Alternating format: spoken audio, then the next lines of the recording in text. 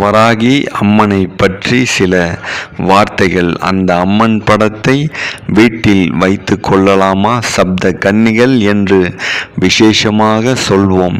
பிரம்ம சக்தி, பிராமி, மகேஸ்வர சக்தி, மகேஸ்வரி, குமார சக்தி, கௌமாரி, விஷ்ணு சக்தி, வைஷ்ணவி, வராக சக்தி, வராகி, இந்திர சக்தி, இந்திராணி, சண்ட முண்டர்களை வதைத்த சாமுண்டி. இந்த 7 பேர்களில் வராகியும் ஒருவர். தஞ்சை பிரகதீஸ்வரர் கோவிலில் வராகி சன்னதி உள்ளது.